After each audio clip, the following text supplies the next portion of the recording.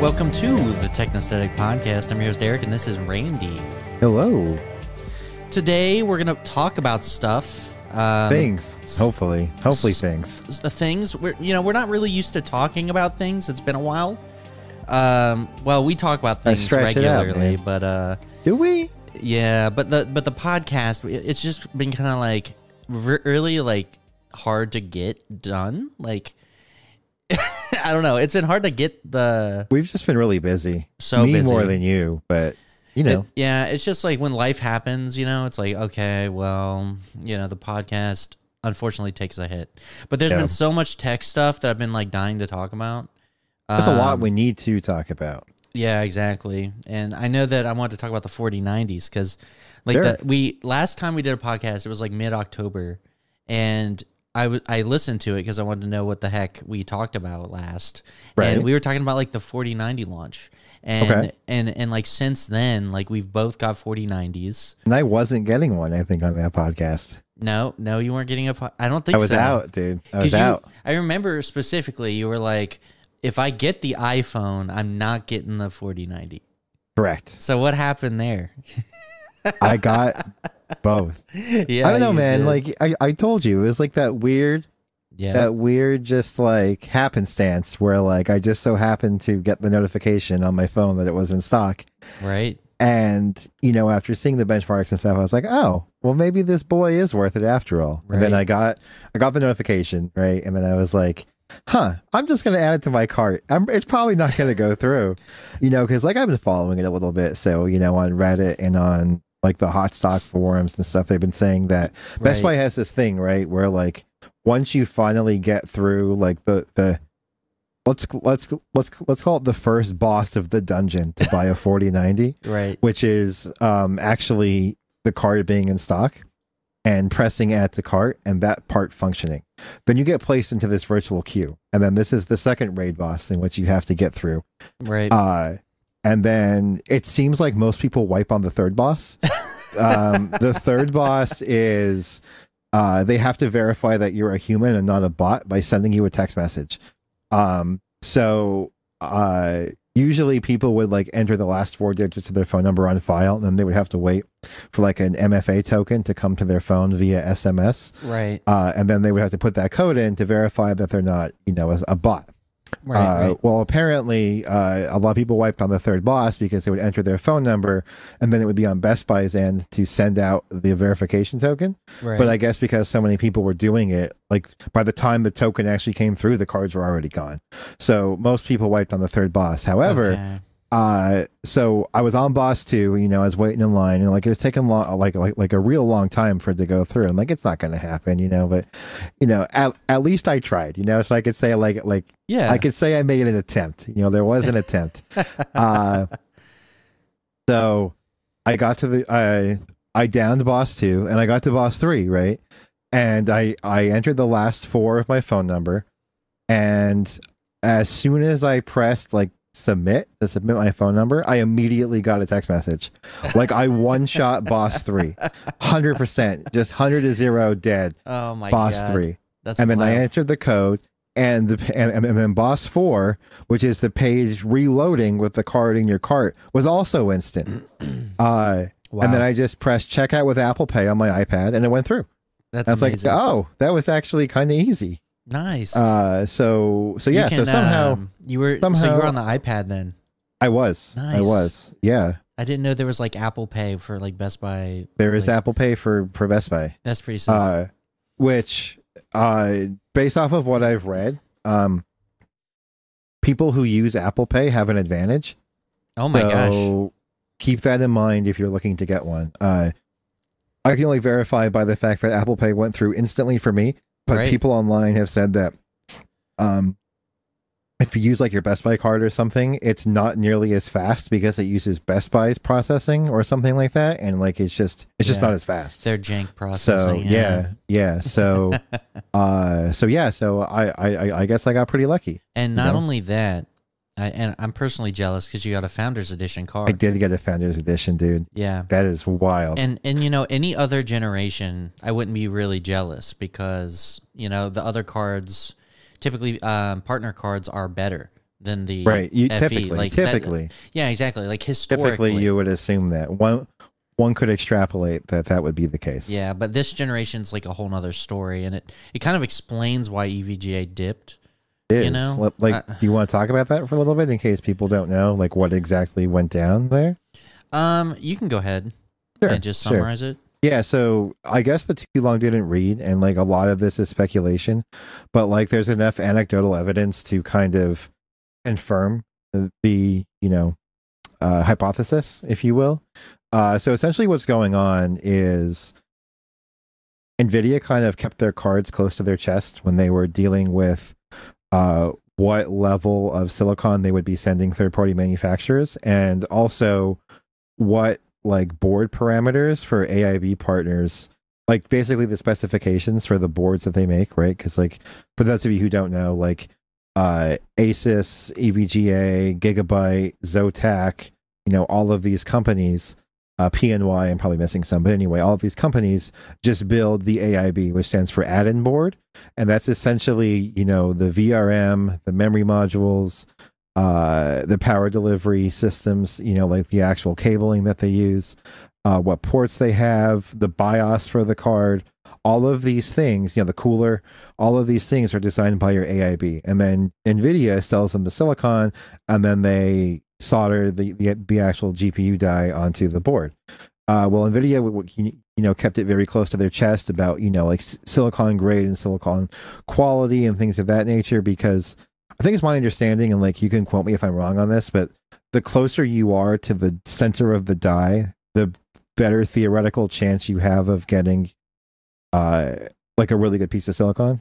At least that's my understanding. So like NVIDIA was kind of keeping those centered die cuts for themselves and not allowing third parties to have access to those, or maybe have access to a limited number of those.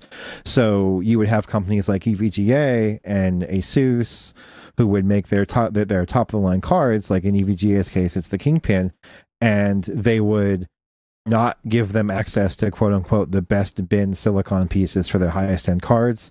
And also they were being very like last minute on like what type of board delivery power specs Ada Lovelace would have. So between those two things, and I think NVIDIA also increased like the cost per wafer as well. So they were taking a larger cut of the profit. So those three things, EVGA decided to pull out essentially. So, and in turn, now NVIDIA is seemingly so keeping the best silicon, quote unquote, for their cards, which coincidentally are also the cheapest of the cards.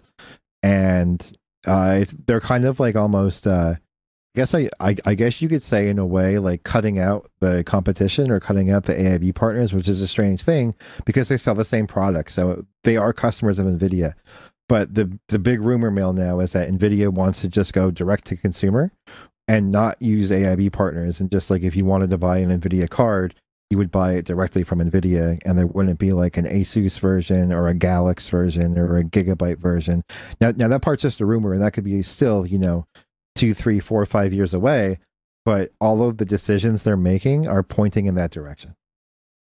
Yeah, so it's no surprise, I guess you would see like an insider like EVGA dip, just because if that's the case, like they already see the business drying up, they might as well get out. And like, here's the thing, even if they do still have business, NVIDIA is unfairly, you could say, giving themselves an advantage. Because not only are they selling like better cards for the same price as these partner cards, oftentimes cheaper. Yeah, but exactly, cheaper, and they get the best bins. Right. So it's like kind of unfair, really. Like one of the things that I wanted to comment on is when we were doing benchmarks. Sure. So one of the things Randy and I did, we had a little competition. He actually bought me the latest 3D Mark bench. I forget what it's called. Speedway. Yes. We were doing a little bit of a Speedway score chase, right? Where we're just kind of, running the numbers and stuff. And that's when I discovered that my card was limited to 450 watts, And so what I found out was that all partner cards, the BIOSes can be swapped interchangeably between them. And I was like, well, that's weird, right? Because what that would tell me is NVIDIA told the partners to build it in such a way where that's possible, right? Right, correct. And that would really indicate that, like, okay, even if EVGA wanted to, they were told something, right, about, like, what these cards could do, and they built it to spec. Sure. But, like, NVIDIA, you know, they were like, oh, well, we can do whatever we want, and your card runs at what, like 600 watts? Like, that's wild. Yeah, actually, when I started up Star Citizen yesterday, which game is still a nightmare to run, guys. Yeah. So it's just like on max graphics with a pretty heavily overclocked 4090, no ray tracing, DirectX 11, even it's still a DirectX 11 game. I got 34 FPS. Now, granted, it was a very smooth 34 FPS, right? Like, I know that sounds weird, but like my 1% lows were still above 30, right? Like it felt very smooth. Right? Consistent, it felt like for what it was. Yeah. Like there was no input latency. It just felt like 34 FPS, but a very good 34 FPS. Right. But when I basically stepped out of my room and out of the lobby of where like my apartment is to just like open up, like, you know, just to see what the world looked like. And this is on full max settings in Star Citizen. My RTX 4090 Founders Edition was pulling 608 watts. I mean, that was a lot of juice. That was a lot of power. And it really reflected in the benchmarks too. When we were doing, your scores are crazy. Like you were getting like legendary achievements for hardware, whereas I can only get like, what was it? Great, I think was my best. Yeah, you got an excellent or no? I don't remember. No, I didn't get just great. So what's wild about that, to put that into more perspective, even is Eric and I have had some pretty crazy builds in the past. You know, I've had 3 water cooled Titan X's with unlocked BIOS on them, basically no power limit on those cards. Right. I've had dual water blocked 2080 Ti's. You've had water blocked cards with custom BIOS. Oh yeah. And you and I have never gotten the legendary achievement before in 3D Mark. No, never. And I got it with an air-cooled Founders Edition. So that should tell you just like how cherry-picked the Founders Edition cards are. Yeah. You know what I mean? Like, yeah, and I was just like unable to compete with them really. My partner card, I have an MSI card, and it was the cheaper one, so they limited to 450 watts. I was able to get 500 watts by flashing the Asus BIOS, the Strix BIOS? The Strix BIOS on it. So my computer thinks it's a Strix card, 500 watts, and I got a lot more performance that way, but I still can't like hope to achieve the numbers that Randy was getting with the 600 watt Founders Edition card. There's just no way. So I was kind of like, dang, like I had no idea this was going to be the case. Like I feel gypped. I would have bought a Founders card, you know? Yeah, the other thing I saw was and like take this with a grain of salt because it's literally just what I saw on a YouTube video. I think it was Gamers Nexus. It might have been someone else, but I'm pretty sure it was Gamers Nexus. Because he went to EVGA's graphics factory recently. I don't know if you've seen that video. Oh, I love that. Yeah. Yeah, right. And they were also, I'm not sure if it was that video or a different one, but you know how like TSMC is like the GOAT for well, for like, a lot, really. Like silicon and stuff. Yeah. Well, when it comes to GDDR6X, Micron is the GOAT. Yeah. And apparently, NVIDIA like backed up the pipeline for GDDR6X from Micron for their cards. So then the AIB partners couldn't make or meet cards that also had Micron memory on them. Yeah, so it was like a double kick in the face. You know what I mean? Yeah, I was fortunate enough to where my card has Micron memory. Like we checked that. Yeah. So like I can clock my memory higher, but like yeah, you're right. Like I feel bad for partners because they get like the shit end of the stick basically. Yeah, for real. So it's like from now on, I know personally knowing this, I'm never gonna buy a non-Founders card. There's just no reason to buy a non-Founders card. Even if you buy the water-cooled ones, they're gimped. Even if you water-cool a non-Founders card, they're gimped compared to NVIDIA's cards. And I don't know if it'll be like that every generation, but if I was a partner, I'd be really mad at NVIDIA right now. I think it's just going to sway more the other way. Yeah. The other way, meaning where I think for the 5000 series, I think the NVIDIA cards are going to become even more favored. Yeah, and that's what I would do. Like, I would buy the NVIDIA cards. So let me ask you a question. Right. I know that when we were trying to get you a 4090, like before I was even in the market for one, you know, I was trying to get one and you were trying to get one. And we were going for the Strix card. Right. We were going for the Strix card, but I had asked you, I said, do you want me to just try for the Strix or anything? And you said anything. Yeah. And now knowing what you know, I would have waited. If you had to get one again, are you now in the camp of Founders Edition or bust, or would you still take any 4090? No. Yeah, I would do Founders Edition or bust because, like, dollar for dollar, like, I was going to be paying like 4090 money. I might as well pay for the best card.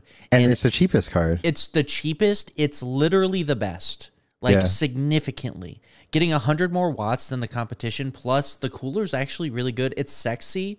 Like, it's the most Apple-like freaking graphics card you can get when it comes to presentation, build quality. Like, it looks beautiful in general. Like, every other card is like plastic gamer case status. You know what I'm talking about? What else is cool? I do. Yeah. And it's weird because, like, do you remember back in the day when, like, you would buy like an 8800 GTX or like an R9 290X, and like the big thing was like those like gamer babes that were like all over the box, like those AI cheap generated babes. Right. I mean, like, part of me kind of misses those days, right? Right. But like, I really appreciate the aesthetic of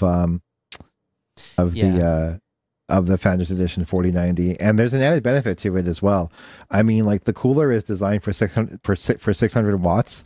So if you leave your power limit at 100%, because the slider goes to 33%, right? So I think it's like what, 450 normally, because 33% would put it at 600. Yeah, sounds about right. When you have a cooler designed to cool 600 watts and you're only dissipating at max 450 watts, it's super quiet. Like, yeah, like it's the quietest thing in my case. That's what's wild. Is it? Unless I'm playing Star Citizen at 133% power limit, then I can hear it, but it's still not like obnoxious, right?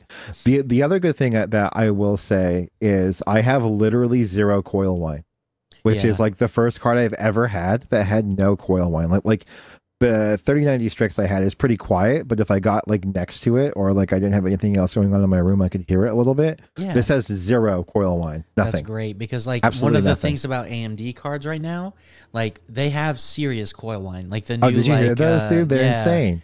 What's the new card? Like the 7900, like XT, the 7900 XT and the 7900 XTX. Yeah, and we'll talk about those in a minute because I definitely want to talk about them. Yeah, because when I just the coil whine on those, I was just like, God, ugh.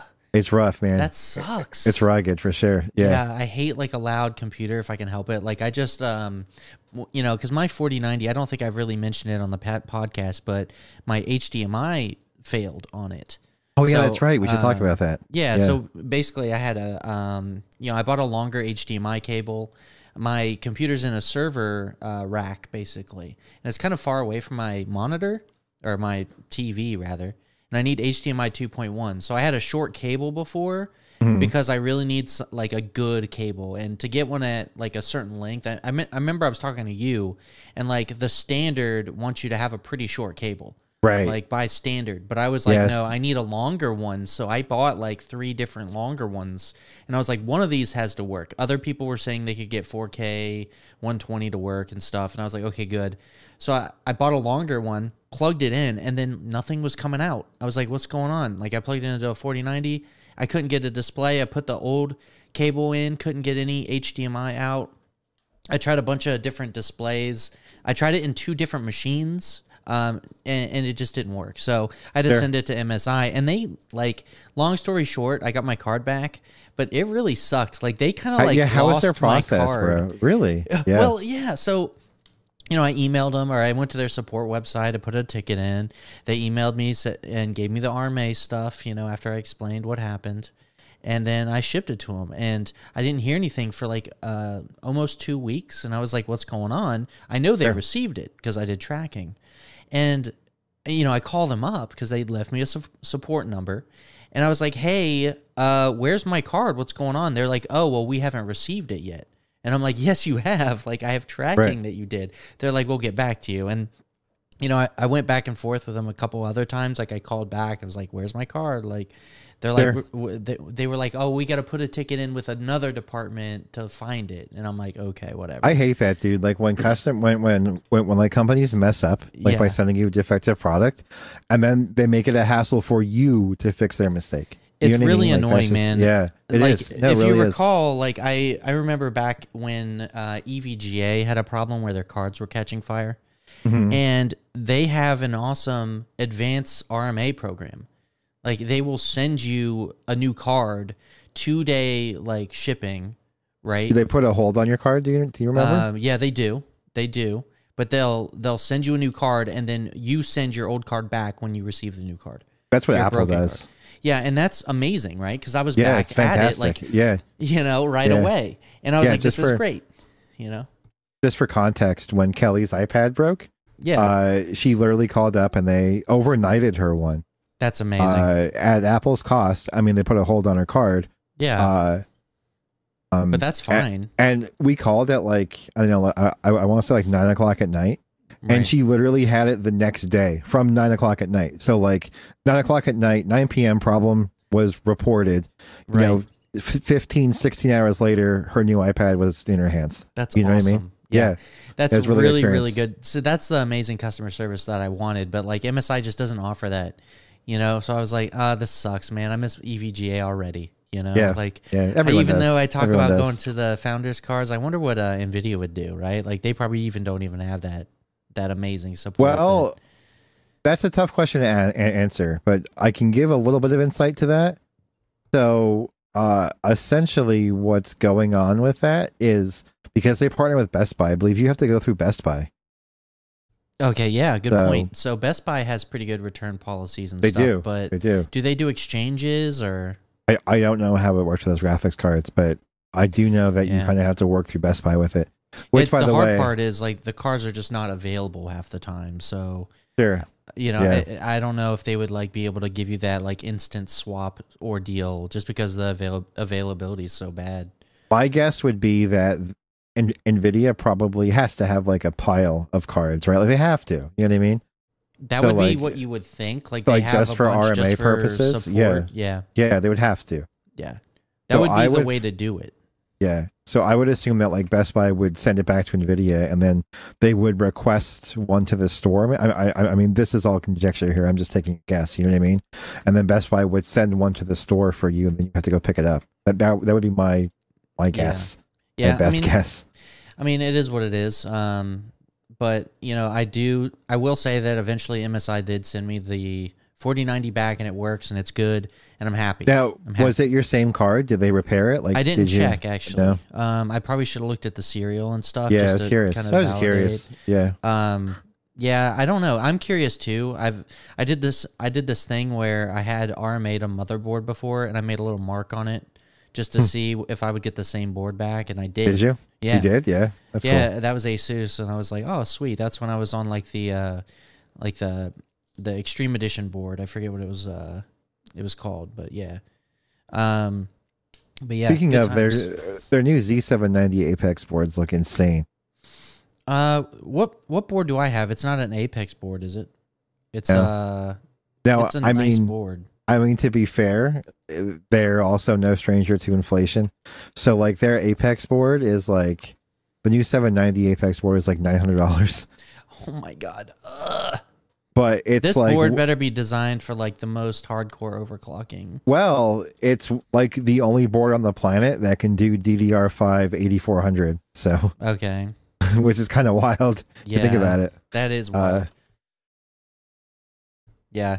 So let's talk about 4090 for a little bit, and then we'll move on to like 4080s and other stuff. Before we get into too deep in the woods, like performance and stuff. Yeah. I do want to mention that NVIDIA, for the Founders Edition at least, the packaging is like the coolest box I've ever witnessed. Yeah. It's like the coolest packaging ever. So like, you just feel like you're getting a good product, So that's the presentation quality. Like you're getting the cheaper card, the better presentation. You're getting everything better. Like you feel special getting this card. It's like getting an Apple product. You're like,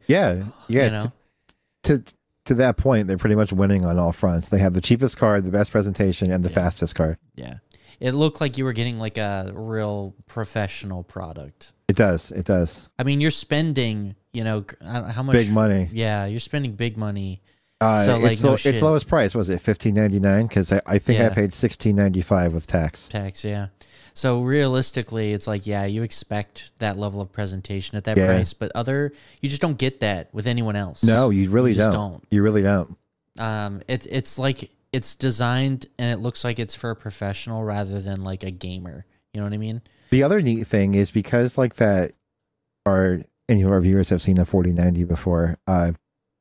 It's a full triple slot card, but the entire like titanium frame goes through the whole card. So there is no like need for a GPU bracket or any sort of sag at all. Like it feels like you could probably pick up your computer by your graphics card. Like that's insane. That's how it feels. Yeah.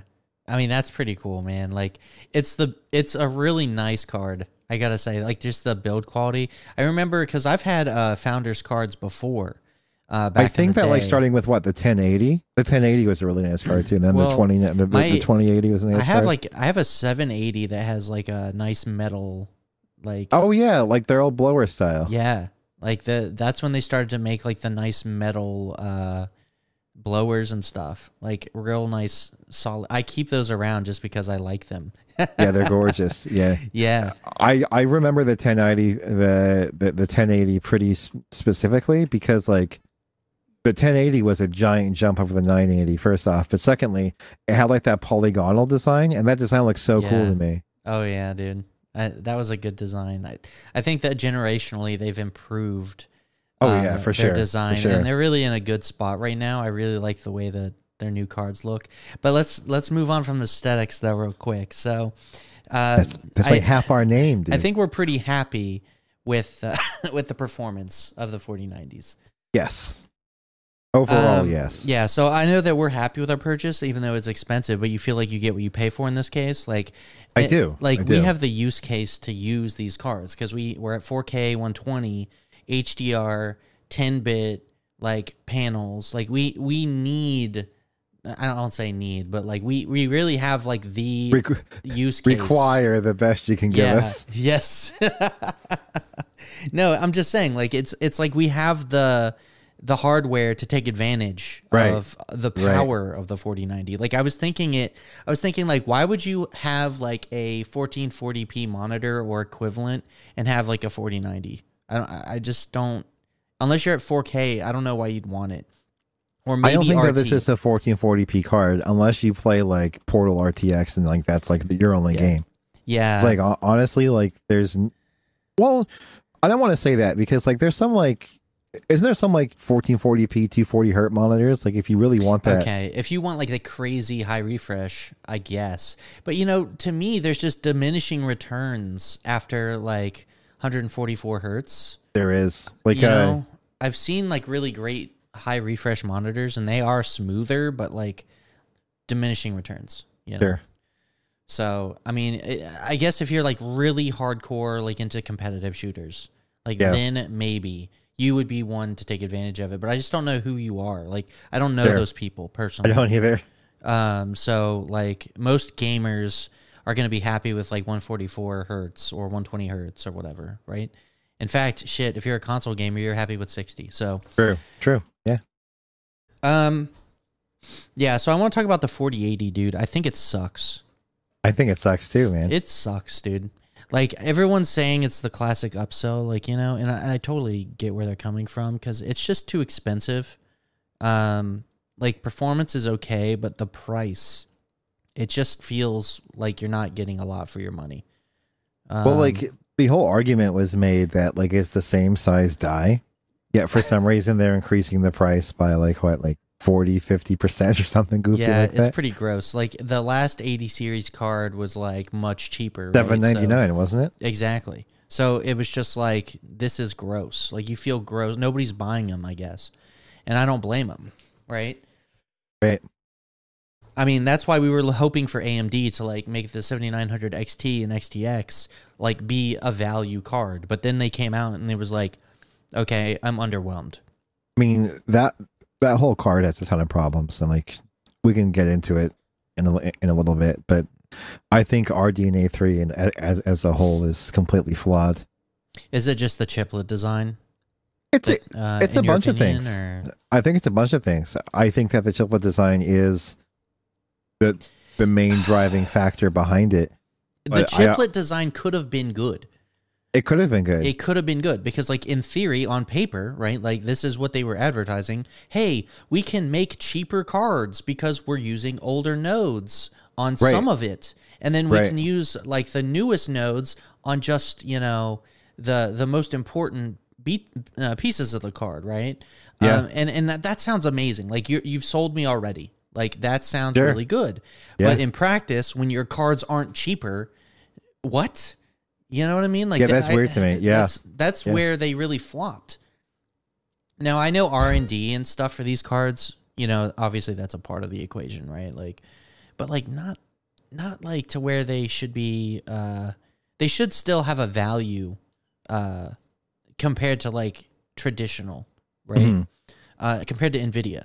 So I'm unsure like what they were thinking with their prices, and also like, how do you feel about the cards in general in RDNA 3 and stuff? So, if we're grouping like the 4080 in there, I feel like the only card you should probably buy from this generation is a 4090. Yeah, I agree. And that's just like across the whole. Like, I'm not saying like you had to spend $1,500 on a graphics card. I'm saying that like if you're looking for like the best value way to spend your dollar, you're better off buying a 3090 Ti or a 6950 XT. Yeah, I think that I was telling my buddy this because he asked me, he's like, hey, you know, if I bought a graphics card today, would I get a 4000 series? And, you know, he doesn't have like a 4K monitor or anything. And I said, honestly, no. Like, you wouldn't get any card. On topic, really quickly, I'm kind of miffed that our 4090s only had DisplayPort 1.4. That is a shame. Although I will say that, like, it would have been nice to have that for future proofing, right? Like, that's like coming. People who aren't us, right? Like people who probably spend who buy a 4090, they're like, I'm gonna have this card for 5 years. Yeah, I know. You know what I mean? Yeah, you really kneecap yourself by not. That kind of fucks them over, especially because the 7900 and XT and XTX have it. How come this happens every time? It's like when we got the new MacBooks and they had like HDMI 2.0. And it's like, come on, dude, put HDMI 2.1 I think it's because, well, the MacBook, I'm not really sure. That's just wild to me. Yeah. I think NVIDIA's issue is they know people will buy it. Like, they know that we'll buy it again. Because I mean, are there any consumer devices that have the new DP standard for DisplayPort? I don't know of any. You know, I don't know. Because, like, what if it's just not... Because, like, if you think about the development cycle for this, maybe the standard came out late in the development cycle, and they were like, okay, well, we can't do it this generation. It's just too late. That might be, like, okay, it's officially out, but, like, implementation might take longer. Now, I don't know. And I don't know of any displays that have it apparently either, in February. Okay. Samsung is coming out with a 165 hertz 8K monitor. No fucking way. Why? I don't know. Way. But apparently in February they're coming out with it. That sounds insane. That's not going to be a monitor. It's going to be a monitor. No it's part of their Neo line. Yes. That's going to be insane. Yeah. So I will say this, like, I guess for production or productivity reasons, maybe if you're like a high end like video editor and you need like pixel perfect like 4K windows. Maybe. we say that, but like people always say that thing, right? So like, let me put this into perspective for you. Yeah. Let me pull something up really quickly. Let me see here. I know that personally, 8K. I have no reason to think about 8K like ever. We say that. I mean, if it comes out and it's like at that point, it's like, okay, you might as well. But it's going to be like 10 years before we're at that point. So if not longer. You say that. You say that. Yeah. But I just wanted to put this into perspective. So for those of you who don't know, Eric and I still both use the CX48, which is a 48-inch 4K TV. 120 hertz OLED TV, right? Yeah.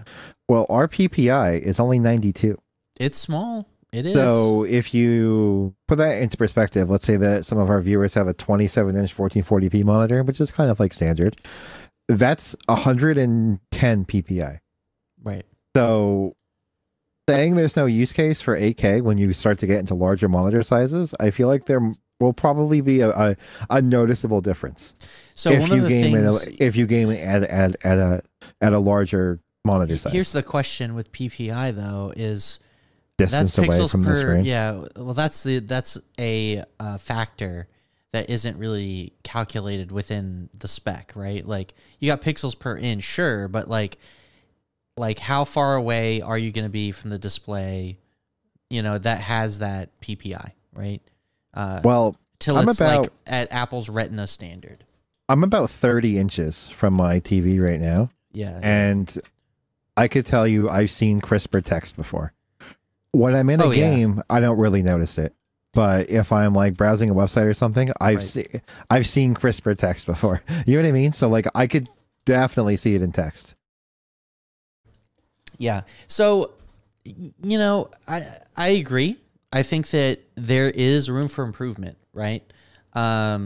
I think that if people are buying these, like, I think our display specifically, the 48-inch size, 4K, it's a little bit, like, there is improvement, I think, that you could have. Mm-hmm. If you have a 27-inch one, you're fine. Like, I remember, in my opinion, because Amanda's, or, you know, I guess she's using my old display, which is the Asus, like, PG27UQ, right? And that 32. Was like, was it 32? Yeah. Okay. Wait, no, PG27, right? Yeah, it's 27. Yeah, dude, it's the a 4K new one is 27. Yeah. So it's 27 inches, and like I remember because I use it at native res, but it was like too small. Like things were too small. But like you know, blow it up to 48 inches, and now it's like okay, this is a lot more reasonable. But I'll be honest with you, I wish I could like go negative scaling on my monitor. I'm serious. Yeah, I wish I could do like 75%. Yeah, make things smaller. Yeah. Yeah, it would be nice just to be able to move things. So I guess in this screen size, yeah, you could have like a 6K, 8K justification, I think. I think DisplayPort 2.1 will also benefit ultra-wide monitors because like right now they're kind of stuck in that 3440 by 1440, 165 hertz range. Are they all DisplayPort, the 1.4? Old standard? Yeah. So like I think that like you know in that aspect, I would like to see like at least have like 4K parity in an ultra wide. I was thinking and still that for have a like a higher refresh rate. You know what I mean? Yeah, because like most ultra wides, you're dropping down to 1440p resolution. So yeah, I know when I was because like here's what happened, right? Let me just rewind time. Sure. I had the Acer X34 ultra wide, which was what was that like? What's the resolution on that? Like 3840 by like 2160. No, that's 4K. No, it's I just said it. I literally just said it. It's not like okay. It is 3440 by 1440. Oh, that's what it is. Okay. So that was what the resolution was on the X34. And that's literally 2560 by 1440 with just more X-axis. Exactly. Right. It does increase your PPI. It's just adding in pixels on the side because it's a wider monitor. And right? I remember at the time, I was like, okay, this is like the pinnacle. I'm not going to upgrade to anything until we're at 4K, but ultra wide, right? So it's like whatever that resolution is going to be. Like for we have that already, right? We have that already. Do we? Yeah. It's like that 5160 by 21. What's it? We have a 4K ultra wide like that. I didn't know that. Yeah, it's 50. Cool. It's 5120 by 2160. LG makes one. Samsung makes one. I didn't know. But they have gimped refresh rate because it's more than 3840 by 2160. It's 5120 by 2160. So they're mostly 60 hertz. Yeah, so I guess if you're a productivity person, like okay, but not a gamer monitor. So like you can't do 5120 by 2160 at 120 hertz on DisplayPort 1.4. So makes sense, yeah. So like that would be a good use case for DisplayPort 2.1 because like I would buy a 4K ultra wide. You know what I mean? Yeah, I think at this point though, I'm really in love with what we have with the size. Like I think that I might go to like a 42 or something, but like I don't know, man. I was thinking like that, but like I've been playing a lot of single player games. Like I've been playing through Cyberpunk again, and like, I don't know for a game like that if I would want something smaller. You know what I mean? Because like it's just just a really immersive experience. I mean, there's part of me that really wants that new Samsung QD OLED, like really bad. Yeah, I know what you mean. But like, here's the thing: like these OLEDs are still top tier displays, like to this day. Right. I find that I tried to buy the C2 and it was literally the same spec. Like I couldn't justify it. The peak brightness was the same. The refresh rate was the same. Everything was the exact same. You know what I mean? Like, yeah, I think the only display that had actually considered like changing my display out was for that Samsung Odyssey Arc. But then I was like, no, the Arc is actually kind of I almost bought the Arc too. And let me tell you something. I would have bought the Arc, but it doesn't support P by P like the bigger ultra wide does, and that's awful. Yeah, I know. Like P by P would be huge for that monitor. If it did P by P, I would have bought it. What's P by P? It's picture by picture, where like you could essentially have like dual screen monitors, but on the same panel. Yeah. So they see that's where it's kind of like tricky, right? Because they advertise you can do it, but it's asterisk. It's actually just with their little apps, right? Right. It's so not you true can have P by one P. display, like say on the bottom or something, and then you could have one of their apps on top, which would be like whatever their smart TV apps are, like a YouTube app or whatever. Now that might be good enough for you, but for me, it's absolutely not, because like the deal breaker for me. Like I want to be honest, because the reason is because I do not use smart TV, smart features, because I don't accept their privacy policies and their data collection. Like they're really gross of what they can collect from your display.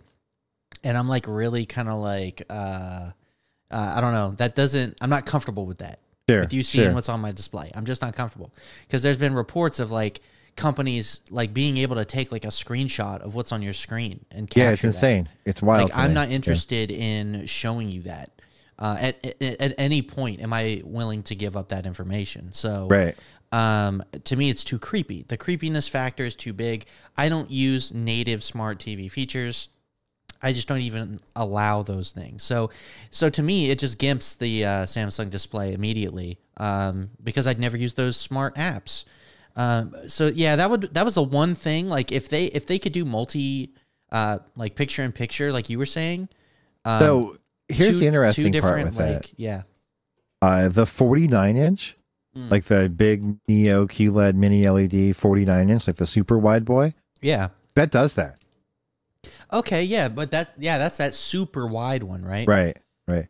Which I actually bought and then canceled. I think you talked me out of it, remember? Yeah. That's the one like use case where I could see like, okay, that makes sense to have that monitor. Right. Because to be able to span like two, like for in your case, you could have like your Windows gaming PC plus your MacBook. Like that's cool, right? Right. Or just have a dual monitor PC with no bezel between the two panels. That's awesome. Yeah. You know, but then here's what ultimately led me not to do it. One, I like OLED. I just don't. So good. I just don't not like this monitor. But two, that monitor was still expensive. Like it was on sale for like I think it was $13.99, which is like the lowest it's ever been. Actually, not that bad of a price for it. But when you do picture by picture, you lose mini LED, and your refresh rate drops from 240 to 120. So it just becomes a standard backlight monitor because it can't do local dimming if it's two monitors, and that kind of makes sense. You probably wouldn't get like adaptive refresh and stuff either. No, right? Like you lose adaptive refresh, you lose HDR. You lose mini LED, and your refresh rate's cut in half. No, that's not worth it, honestly. So it's like I'm not paying $1,400 for two normal SDR monitors. You know what I mean? Because like that would be the only use case I would use it in. I would never play one game. Well, I don't want to say never. Like I'd probably play like Cyberpunk and stuff like that, but I wouldn't play like Dwarf Fortress or anything like that. You know what I mean? Yeah, I totally get it. I think it's just gonna be like multi-monitor, like. The picture-in-picture stuff is cool, but like it's just not going to be for us. Like just because it's come with too many compromises, right? So, and there's really just no displays that can take the crown from these OLEDs. If you ask me, no, I agree. Like I've been like really picky about monitors, and like super picky. And obviously, I'm always on the hunt for something new. And so, whenever you come out and you're like, "Dude, look at this display, I'm gonna buy it," I'm like, "Hold up, dude! Like, are you sure?" because like I've been looking at monitors constantly and I haven't seen anything that's been like, there's a couple Look at that out itch. there. You know what I mean? Get that itch for something new. No, I totally get it. Especially, you know, you got a new graphics card, you want to like maybe change it up, you know? Yeah. If there's something better, but there just isn't. There isn't something definitively better yet. Across the board, right? There's a couple things that are cool. QD OLED, okay. You know, that's kind of cool. I like it. But it's just not there yet, so. I don't know about you, dude, either, but we've had our CX48s for 2 years now. Is that wild? I don't have, and I checked for burn-in. I was going to say, I don't have any burn-in either. I mean, like, that's like a double achievement because I was like, your mother's going to get burn-in. Everyone, you know? Linus complained, like, about burn-in, but, like, I don't know. What's he leave, like, white windows up all the time? I don't know. Yeah, does he, like, go to sleep with, like, Excel open? Like, I don't understand. Yeah, it's wild to me. I mean, maybe he's writing scripts and stuff, you know? But like honestly, I would just use. I've had a lot of static imagery on mine, but like I don't know. Same here. Like, well, I mean, we do a little bit to mitigate, but like not a lot. Like I don't think about it anymore. Honestly, I don't even use like a black wallpaper. I don't auto hide my taskbar anymore. I don't do any of that, dude. I still auto hide the taskbar, but like I kind of don't want to because it's annoying. I don't. Fuck it. Yeah, like here's the. Yeah, I don't have any burn-in, which is fantastic. Like, I'm sure if I like really pixel peep, maybe I'd see it. But like, I looked really closely. I tried to look the other day, and I didn't see anything. Like when you had me download that HDR tool, when it goes to like that like gray percentage of white, I was like, oh, I'll definitely see it here. And there was nothing. It was clean panel. And just to be like, just to kind of emphasize to the podcast how great that is. Like we've bought like the service remote to turn off all the like energy saver bullshits. Yeah. Like we have this cranked, you know? Yeah. So like this is basically like worst case scenario if you ask me. Like other than maybe having the news on 24/7, like that might be worse. Sports, sports news, like where you have like the stuff on screen constantly. Like the only thing I have on is that pixel shift thing where it like moves the pixels. I have that on too. 10 over every now and again. Like I do that. But other than that, like that's the only smart feature I have. And like I've seen people on Reddit mitigate that by like setting a custom resolution that's like 10 pixels smaller in each dimension.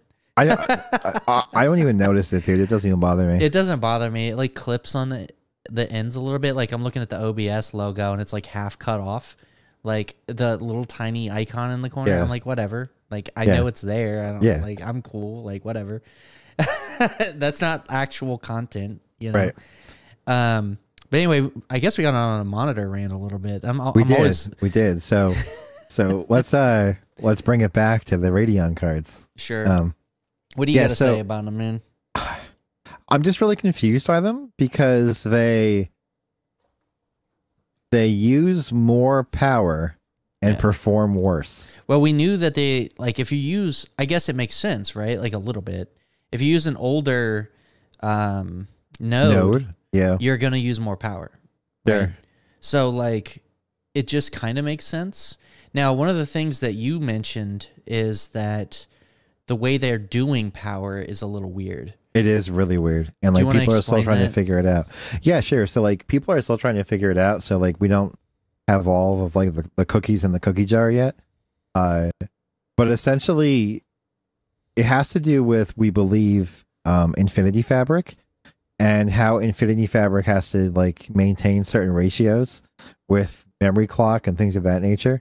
But essentially, if you overclock your 7900 XT, which you should, because it overclocks very well, and there's a lot of gains to be had there, you know, to the tune of kind of 5% better performance rasterization than a 4080. However, it's like almost 2 generations behind in ray tracing. But still, you know, getting 5% over a 4080 when stock, it's like 15% behind a 4080 is pretty good for overclocking.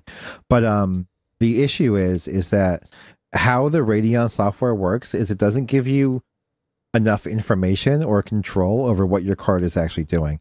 And a really good way to explain that is, so like on Radeon's overclocking software, which happens through like the Radeon Control Center, like through their tool, there's like auto OC in rage mode. But if you use auto OC or rage mode, you can no longer set fan profiles. Like that's wild to me. That's weird. Like like, why would they lock you out of adjusting a fan curve? I don't know. Like it's super weird. Like, and then like you have like AMD like a, I guess you can call them like apologists who will be like, well, that's because the card's running so fast and pulling so much power in rage mode that they don't want people to turn the fans off and ruin their card. It's like, no, that's like dumb. there's like there's thermal limits and like TJ Maxx limits for a reason. Like that's not going to happen. You know what I mean? Like that. Yeah, like it would that's, just clock down if it got too hot. Like there's not a problem. You know, let me do what I want. And in fact, other people might want to like ramp their fans up more. Right. You know, right. like, so let us. They may say, well, my computer's in another room, so I'm just going to turn my fans up. Yeah. Yeah. Like, exactly right. Like, let us do whatever we want. Like, why be anti-consumer and just lock things up? Like, that's, I don't like it. It's bizarre to me. Yeah. So even still, like, so keep going about the decoupling and stuff. Right. Like, so the issue we have, and the term that people are kind of throwing around is called bandwidth stretching. And what bandwidth stretching essentially means is these cards have a very strict power limit that they hit very easily. And that power limit is pretty high. Okay. But the issue is the card's power draw is very high. And it doesn't give you enough information to tell you when what you're requesting of the card is affecting other sectors of the card. So let's say, for example, that just to give you our listeners a quick rundown of how overclocking a Radeon card works, is you don't necessarily set your offset from your core boost bin boost clock like you would on a GeForce card. Okay, so you basically set a target megahertz value. So let's say you wanted to set a target megahertz value of 3000 megahertz.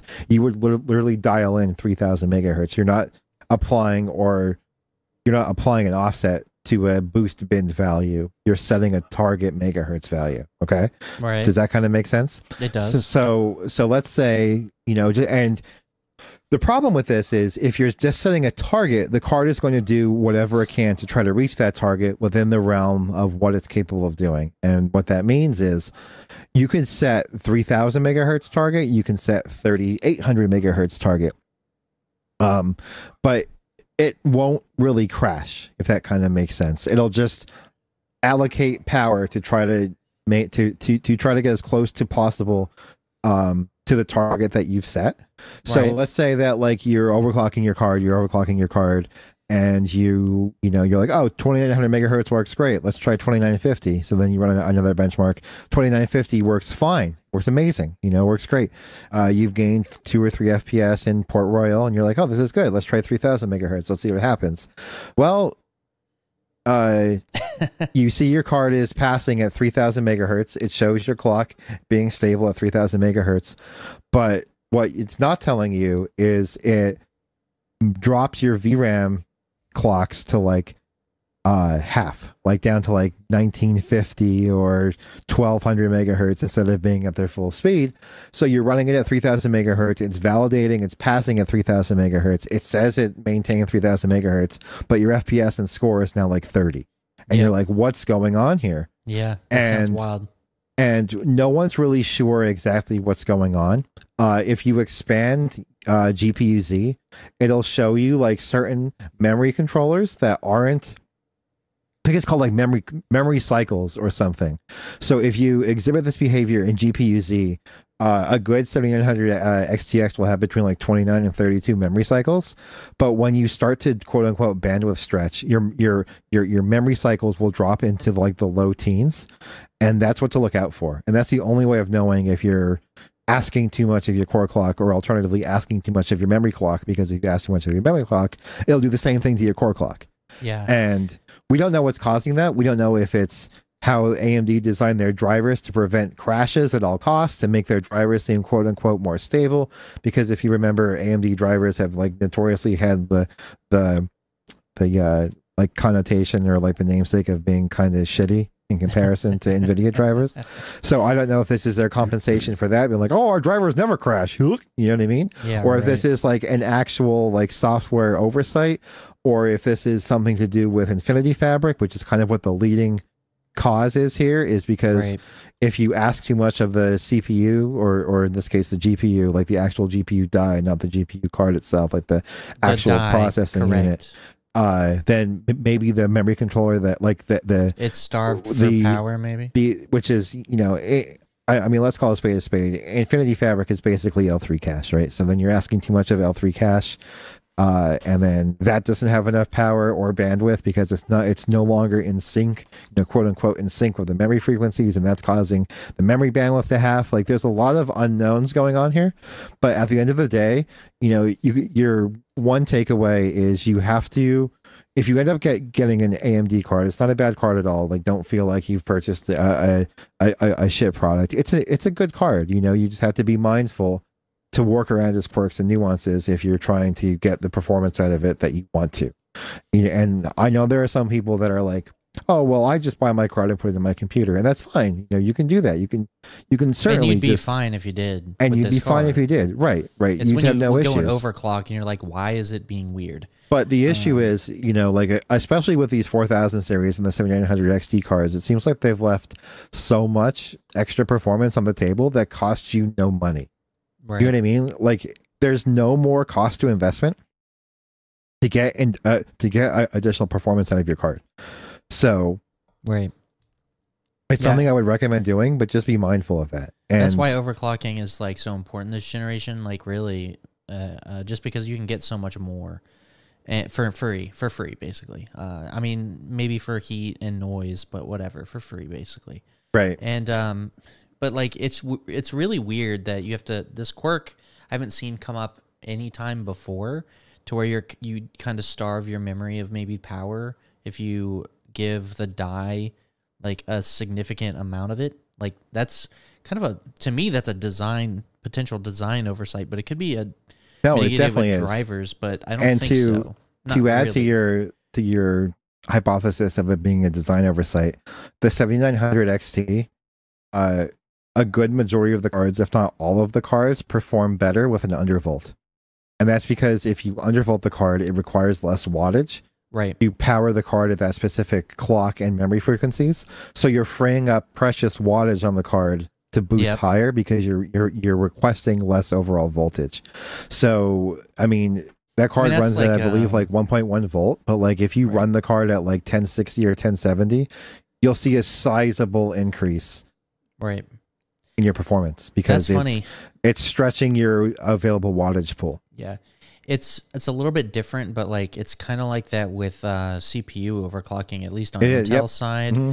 But it's not really about giving you power headroom as much as it is thermal headroom.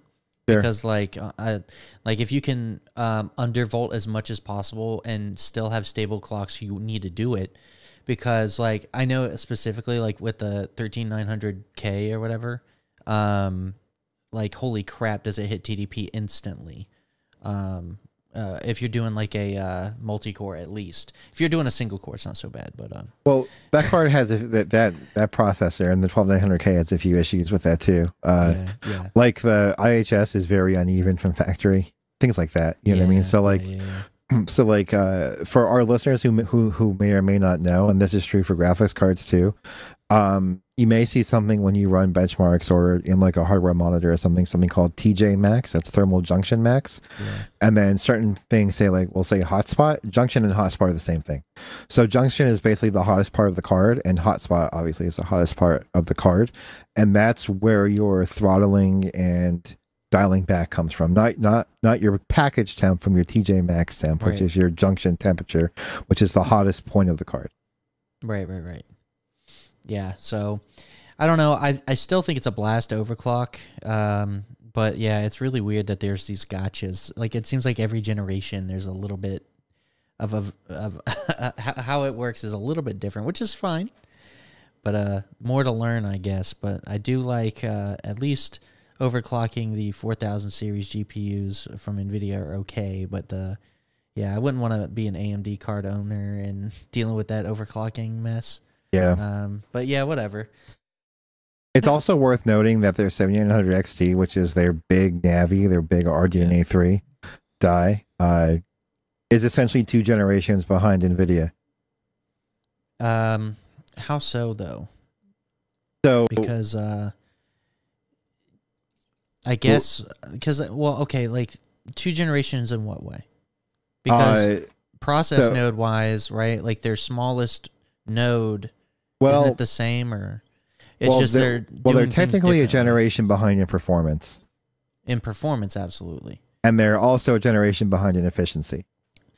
Well, so that's where it comes from. Yeah. If you add those two things up, because like if they max efficiency but are still behind in performance, then they're only lacking in performance per watt. Right. You know, but now they are drawing more power and giving you less performance. Yeah. So to me, it's a big loss. Right? Yeah. Huge loss. They could, I guess, even the odds by giving you a good value, but they don't really do that. So it's like, why buy into AMD right now? I know personally, I really want AMD to be a competitor, not just because we want NVIDIA to get fucked. Like, I'm tired of NVIDIA's BS, and I kind of want to see them get what they got coming. You say that, but also both companies are doing the same things. Are doing the same thing because they really. Yeah. No, I get it. Like, I think that, looking at it from a Linux perspective, like I want AMD to do better because they're better support on Linux.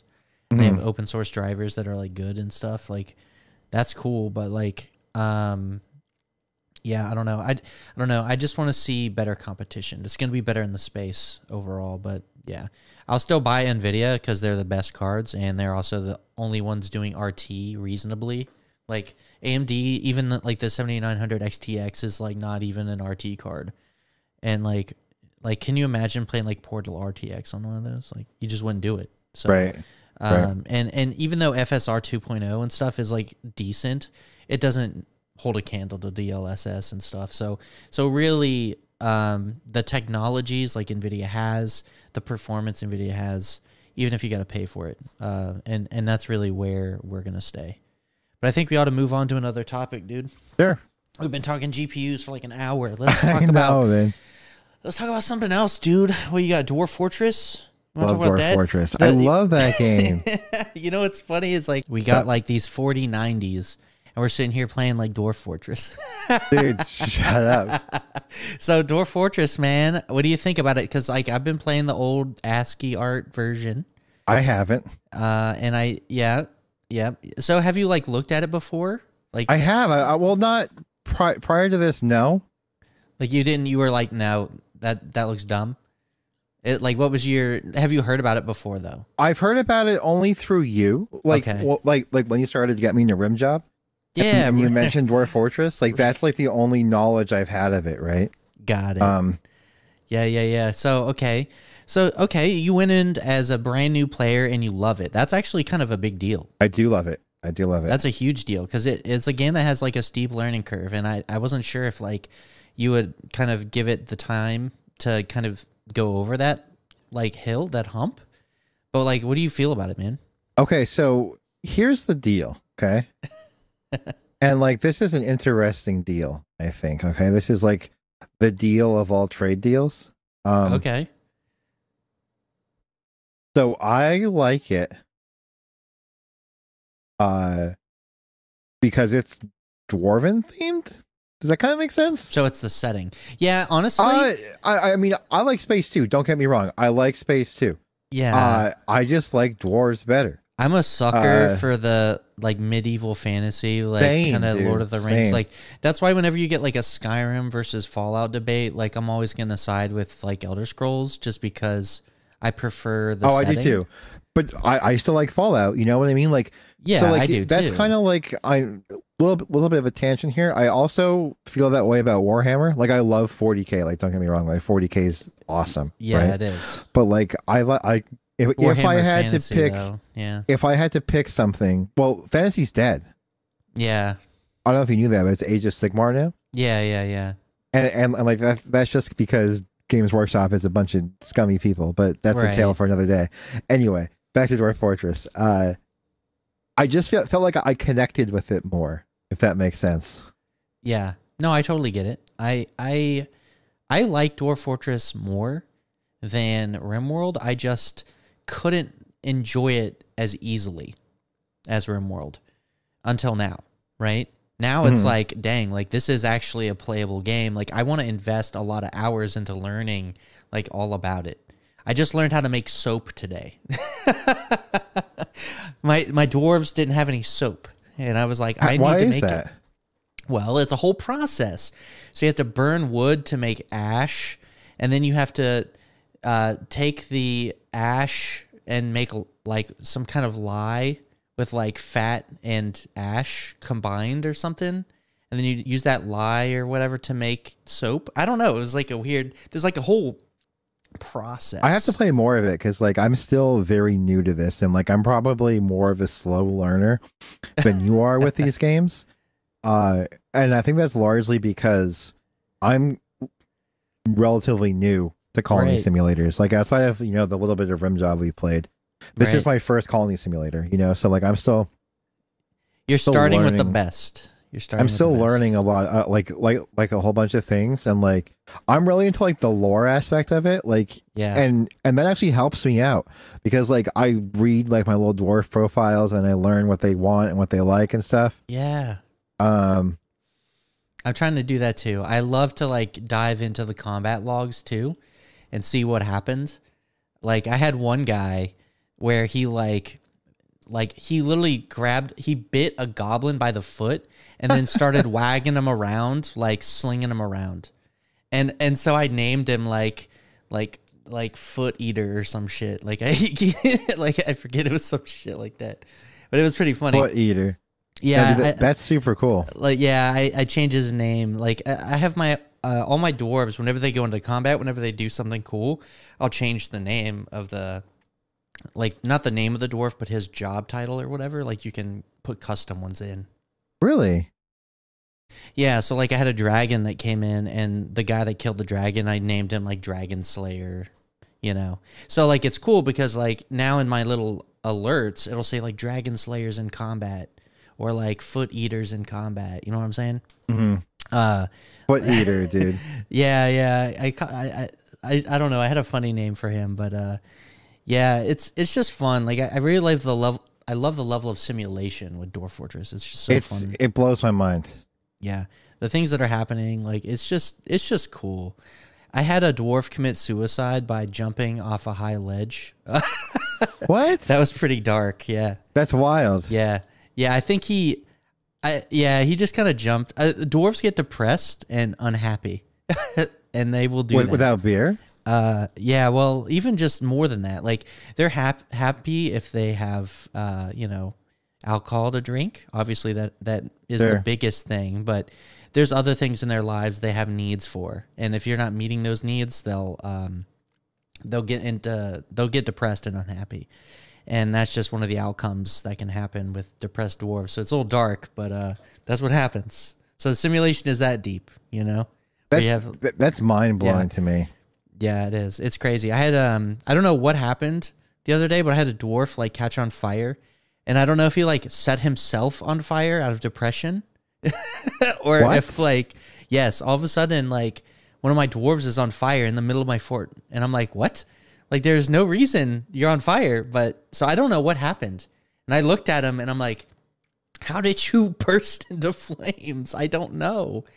Yeah, so it was wild. Dwarf Fortress, pretty good game. I think it's more than a pretty good game.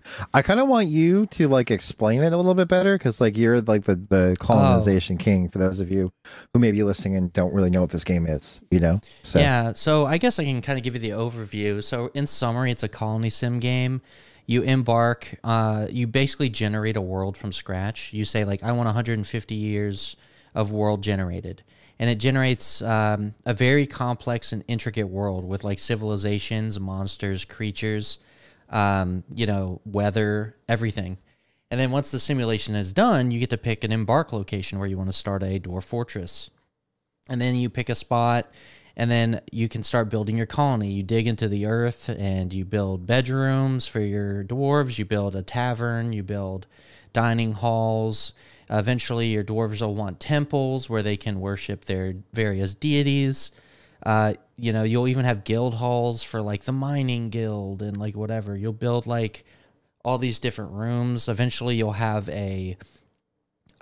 you'll build like a not an army, but like a squads of dwarves for any kind of enemies that may come in, because you're going to get invaded maybe by goblins or monsters, and you're going to need a little bit of a squad that can handle that, with lots of well-armed, equipped dwarves with axes, maces, and whatnot. You're going to have them trained during the day so they can get like really ready for combat. You're going to make like little barracks for them and stuff. It's a lot of fun. And ultimately, you're just going to build a big, ever-growing colony. And typically, it's up to 200 dwarves you'll have in your colony. Sometimes you'll get human visitors that want to join, maybe elves, various mythological creatures. And yeah, that's basically the point of the game, is to grow as big as you can until your colony is destroyed. A lot of times people dig too deep, and whatever's deep in the ground will wipe them out. Maybe they'll get invaded by a goblin force and get wiped out, but that's part of the fun. In fact, that's part of the fun. That's the tagline, is losing is fun. And so, yeah, it's really a complex game where you'll, build lots of workshops, and your dwarves will be making goods, and they'll trade those goods with locals. It's basically as simulation as you can get when it comes to... It really is. It really is. I feel like every time I log in, I'm definitely learning something new. You know what I mean? Like, I'm definitely like, oh man, is that how that works? Yeah, and that's the nice thing about Dwarf Fortress, is like, you can... it's more accessible now than ever. And there's no really wrong way to play it, you know what I mean? As long as you're having fun, you can play it any way you like. I mean, there's no like real objective. That's one thing that might throw a lot of people off, is, some of my friends need like guidance, right? Like a sandbox game, like a Dwarf Fortress, a colony sim, like you make your own goals most of the time, so like, and some players might not like that, but I know I love that. I kind of decide, I want to make a mega project, and then I'll do something cool. Like in my fort, I was like, I want to make a waterfall inside my fort. So I literally dug a trench, connected it to the local river, and I let water flow into my fort, and I made like a in-fort waterfall. And I did that because dwarves like waterfalls, Dwarves like waterfalls. They do. They whenever they see the waterfalls, they're like, I was near a waterfall. I was happy, so it just makes them happier, right? So like any kind of, and I just made another mega project, not really mega, but it's basically, I have a underground like lake, and I dug a hole that leads to that lake, and I put a bridge over it. And so like anybody I don't like, I'll just put them on the bridge, and then I'll release the bridge, and then it'll drop them in. Why would you not like someone? Well, like say I capture someone in a cage or something, and I want to give them a terminal punishment. I might just drop them in the lake. That's funny. But really, cool, I did it because right? I have like way too many hamsters, or not hamsters, guinea pigs, and I needed a way to get rid of them. So it's going to be the pit.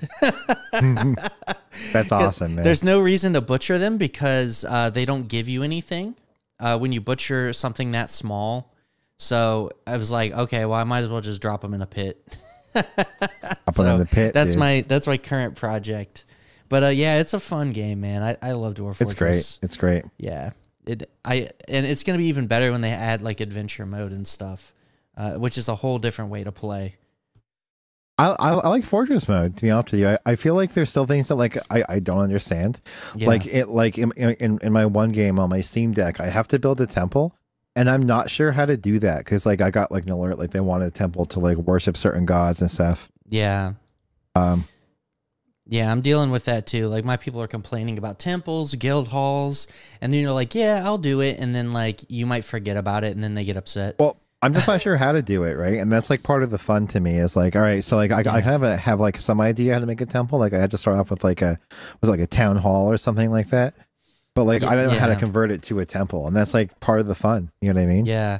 Yeah, there is a little bit of a learning curve with this game, and some people might find it frustrating. Other people will find it fun, and I'm in the camp where it's fun because I'm not really too punished if I don't know what I'm doing. Right, but then like as you play the game more, you're like, oh well, that's how you do that, and then when you encounter fun, when something happens, yes, then you start your next game with the knowledge you've learned from the last game, and it kind of gives you a stepping stone to and that's where I'm at right now. Like, I kind of of want my fort to be destroyed because, like, I've kind of made a lot of messy mistakes, and it's a successful fort, but like I would do it differently the next time, if that makes any sense.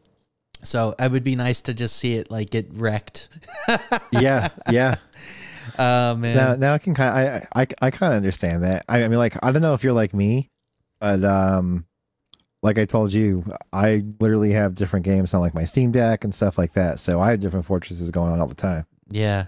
Because, and in case anyone is wondering, because like I was a little miffed about it too until Eric explained to me why there's no cloud saves. So if you want to go into that. Okay, yeah. Well, the saves are huge in this game. I mean, when I say it generates like a world, I'm not joking. Like, the world is big. Like, the amount of stuff that it's generating, and it's keeping the history of the world too as a part of your save. So like all the stuff that happened previously is logged. And like I remember they were talking about like the book system in the game and like history being written, like all the books that have been like written are all saved as well, and it just like adds up. Saves get big. So you really can't do cloud saves in this game. Like, a lot of people are asking for it, and like I don't expect it to come just because I don't know how big the saves are, but right, they could be massive. They're probably in the gigs, like giga save, dude. They're giga saves. So and so it's probably not ideal to do a cloud save. Like I you could set it up yourself, with like for me, I would use Nextcloud and I would just sync folders, Yeah. So I could do it, but like, I don't care. Like I said, like part of the fun is having different fortresses. You know what I mean? So like, it's neat to do it that way. Yeah, exactly. Yeah, man. So what else do we want to talk about? I wanted to talk about more. All right. We can talk about Apple's privacy. Sure. So I know you were pretty hype about one of their new features. Dude. I think everyone should be pretty hype about that feature. Like, encryption is a great thing, and when you can control the keys to your own kingdom, and someone gives you the keys to your own kingdom, it feels liberating. Yeah. So from what I understand, it's for iCloud, right? Yeah, it's for iCloud. So essentially, everything that you do in your iCloud, that's text messages, pictures, Siri requests, files, documents. Everything. If you turn on ADP, which stands for Advanced Data Protection, it'll give you a bunch of warnings that I feel would probably scare some people away. Right. But it's definitely a good thing. And every device under your Apple ID needs to be running 16.2 or Mac OS 13.1 or greater.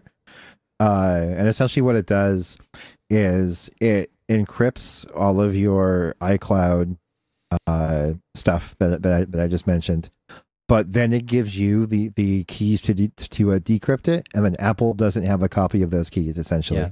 So all of the warnings you go through that say like, listen, if you forget your iCloud password, if you need to restore a backup, Apple can't help you because they can't unlock your stuff.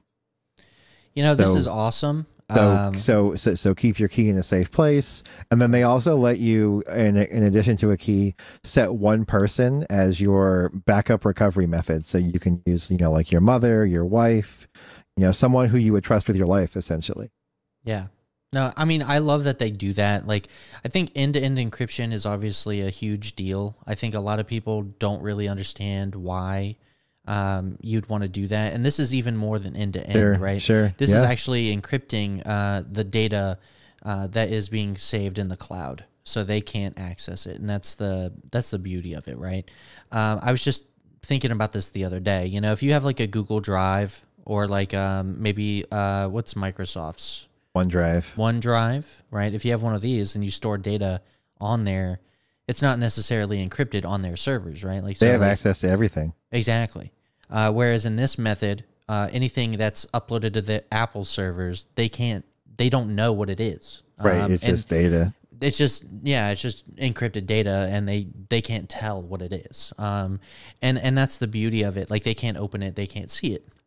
And like, that's great because that keeps your stuff truly private. It does. I think this is a really weird timing for this. I must admit, because we just got off the heels of the controversy where they wanted to scan all of your data. Oh yeah, CSAM, dude. Yeah. Yeah. So they wanted to look at the CSAM. They wanted to scan for that, that illegal content. And then at the same time, it's like a little bit later, like months later, now we're having this true encryption. So it's like, do you think they were working on these two things at the same time? And or do you think like the way they're doing the encryption now might be as a result of the backlash that they received with the CSAM? Or do you think they're really unrelated? Well, I don't think you could have advanced data protection and CSAM. Right. I don't think you could scan for files and then have it encrypted. You know what I mean? It would kind of defeat the purpose, right? A little bit. If they could read your data. Like maybe the idea was we're gonna scan, we're gonna maybe they had the foresight, like they knew that they were gonna offer this feature, but they still wanted a way to validate that you weren't putting that stuff on their servers, right? Because like right now, in the past, when they didn't encrypt the data, they could just scan what was on their servers and see everything, right? And but they knew fair, that's still probably true for 90% of the users, if not more. Because like I said, like if you're not a nerd, if you're not a tech person, and you read the prompts that say like Apple can't help you get your data back, I could picture being like, oh no, I need that. You know what I mean? So like, so I get it. But like what I'm saying is like most people, Microsoft, Google, whatever, like they can scan what's on their servers for CSAM and not have to worry about it, right? Like, but maybe Apple was like, okay, crap, we're going to offer them this amazing privacy feature that really everybody should have. But in doing so, now we can't check what's in like the iCloud photos anymore on server. Right. So that's probably why, maybe that's why they were like, okay, we're going to have this weird on your hardware CSAM scanning, right? Mm-hmm. Maybe it was in conjunction with the feature they were about to present and add to their customers. Maybe this was just to circumvent them from uploading that illegal content into a protected iCloud or whatever. What do you think? It would line up. It would line up, but I don't know how they could do on-device scanning and then not have access to it to prove it either way.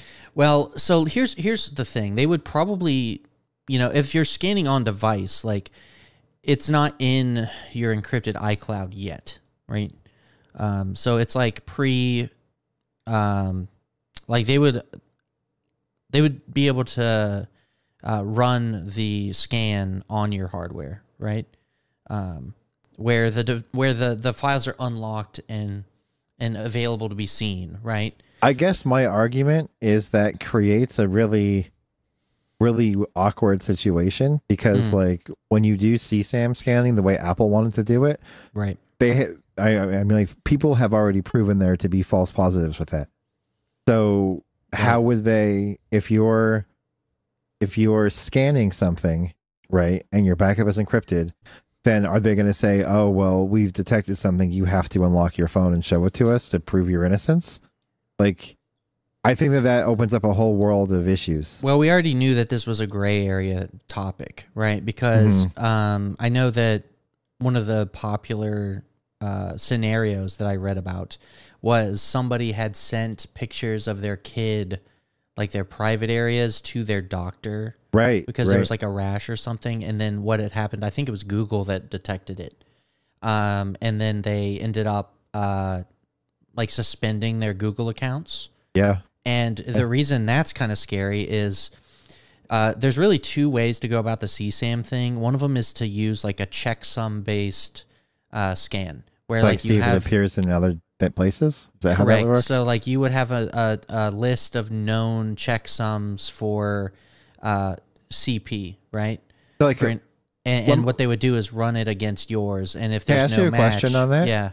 What if you had like an illicit image, okay, and then you cropped it a little bit and then screenshotted it and deleted the original one? So in that case, it wouldn't be the same checksum, right? Right. Right. So that's where Google's had the advantage, really, because they're using like an AI-based computational like thing where they can kind of see what's in your photo. Could you imagine filling that AI with knowledge, though, dude? Like how weird that must be. Yeah. But like, yeah, I know that's true. But like, like that's kind of how like your not safe for work filters and stuff work. Yeah, 100%. Right? They can detect, okay, boobies are here. Yeah. So we're not going to show you that stuff. But like someone has a job to like train boobs to AI. Yeah. It's weird to me. Boobs, no boobs. Boobs, no boobs. Yeah. You got to train the AI for that. It's kind of funny because there's like, you know how there's AI art and stuff? Yeah. There's like not safe for work, turn off not safe for work imagery. So like you can like, it's just funny that the AI knows what's not safe for work. Also, yeah, it's wild to me. Yeah, it's just what it is. Yeah, it's cool. But yeah, I just thought that was kind of a funny thing to bring up specifically for Apple to be bringing out this really great feature. Don't get me wrong, but it's just kind of funny that it's coming. The timing, the timing, yeah. So I think there was a little bit of something happening there between the two, but it is what it is. So I'm really glad to have that, and I know personally. You know, I don't really use iCloud because I'm somebody that does the whole self-hosting thing. But if I did use iCloud, like that would 100%, like I would turn that feature on. And I'd set it and forget it, and I would just be very happy. So like I don't blame people that are iCloud customers that want to use it in that way. I do use, I guess, iCloud a little bit if you talk about like syncing between devices, certain things, but I don't use it for like photos and stuff. You know, in that case, I just use like Nextcloud, which is my self-hosted cloud thing. So, but yeah, but that is really good. I'm glad to see Apple. No, I think it's a great feature. Stuff. Everyone should turn it on. Yeah. I think that 100%. Should be the takeaway that you should use it. Anyway, dude, I guess we could wrap this up. We've been talking for a good while. We have been. It's been a long time. I have a lot more I want to talk about, like the server stuff I've been doing. Oh, yeah. We definitely got to go into that. But that's just a teaser. Yeah, we can do a little brief summary, I guess. Yeah, go for it. So real quick, because I want to save it for next time, probably on the new year. Yeah. But what I did was I had a server crash, and well, it was my fault. I kind of wiped one of my hard drives, and I built everything from scratch. New server, Linux, and I might have mentioned it before, but like I've been really doing a lot more with the self-hosting thing, and I have so many cool servers that I've been spinning up. And like Nextcloud is one of them. It's like your Google Drive kind of, it's your cloud storage alternative, but it has a lot of features built in. Cool. Like it basically allows me to get rid of like the Synology Drive stuff. You were big on Synology Drive for a while. Yeah, but then it's good. Like Synology's great, right? Like if you have one. Shown the way. But it's never the like best way. Right? Like Synology was like, okay, it gives you a lot of features built into the product, and I had the product, so I was using them, and they were okay, right? It was kind of like a semi-self-hosted, because even though you're using like proprietary software, you're hosting it. So it was kind of like it's kind of like half of what you want. Because like the holy grail is you're using free and open source plus self-hosting, right? Okay. That's the holy grail. And that's really what I'm achieving now with this new server. You know, I got Nextcloud, which is an open source platform, and it's well supported, and it has a lot of really great features. In fact, I found that feature for feature, it's been better than the Synology Drive proprietary solutions. Well, there you go. It does everything better. It's got like a notes, way to track notes, tasks. It's got a calendar. It's got all the things you'd want to have as a cloud. And it's got like an amazing website, and there's all these like plugins you can install that add more features on top of it. So it's really cool like that. Like it's also an email client. So I added like all my emails on it. Because I have a ton, right? Right. And then like now I have one website I can go to and access everything. You know, like Beautiful. that's freaking cool. Right? That's really cool. That's super cool. Yeah, there's a lot of stuff, and I'm not going to get into it here, but I do want to get into it next time on Dragon Ball for Z. Sure. Yeah, you know definitely. Anyway, so let's just wrap it up, dude. I'm going to hit the button. Hit the button. Anyway, guys, that's been it. That's been the Technosthetic Podcast, Really happy to have it, and hopefully we can keep doing it into the new year. Be nice. We'll see. We're going to try and do it on Thursdays, I guess, right? Thursdays seem like the best day, ideally. Thursday's the best day. So anyway, check us out on technosthetic.com, where you can see where you can look at our content. And we'll see you guys next time on the podcast. Later. Later.